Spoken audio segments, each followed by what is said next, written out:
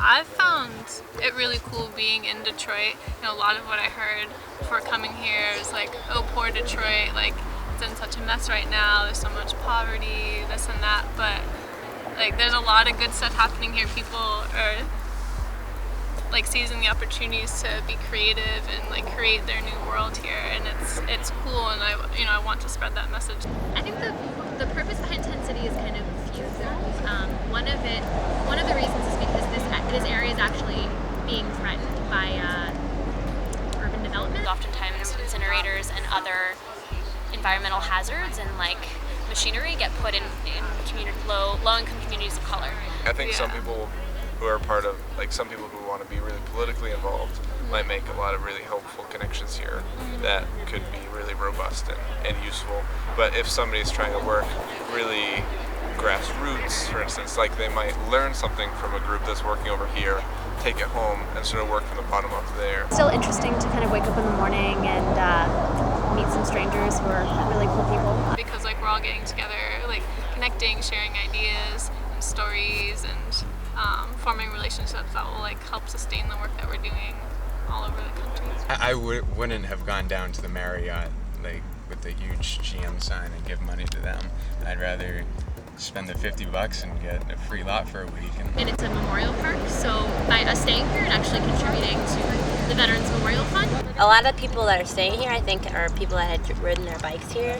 Everybody who stays at Tent City has to volunteer 3 hours of their time for like one of the community works. So that there's like security where you just walk around and check on people, or We got cool things like solar showers. You basically get a lot of tubing, and then since the whole roof's tarred black, it tracks the sun and just heats up the water naturally. This is a bike generator. You can kind of like plug something in and just power it as it feeds in. We also have composting and then all different types of recycling. The showers themselves aren't really that nice looking, but the whole system's very, very sustainable. I've been encouraged, I guess, just by seeing other people ask really good questions about our world and activism, and asking critical questions about the way people do activism. The whole Detroit that I know came from like Michael Moore, what he shows. Complete desolation, which it is pretty bad here, but there's a sense of community that is lacking in places where it might not be as bad off. I always think it's interesting and nice to like live in a tent because you start to really understand the struggles of shelter. It like poured the other night, like absolutely torrential. Down for like hurricane, tornado warning. It like blew over and we like took it down and we had to sleep inside the veterans area. Maybe it would make more sense for us just to realize that there are communities around that we're not the only community trying to do this.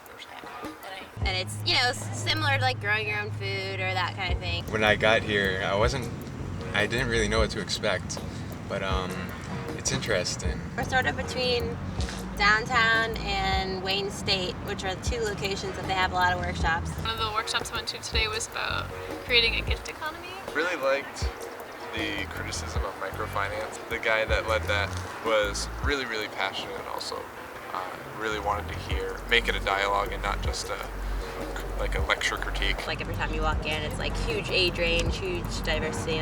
The first day I went to a workshop with Detroit Black Community Food Security Network, and like they're doing amazing stuff here.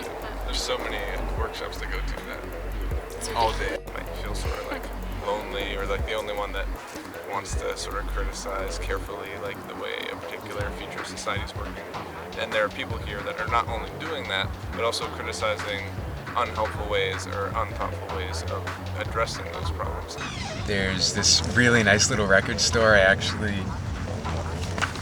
just got my Jefferson Airplane record. Yeah, it's pretty awesome. Along with Curtis Blow, The Breaks, some good stuff. Huh.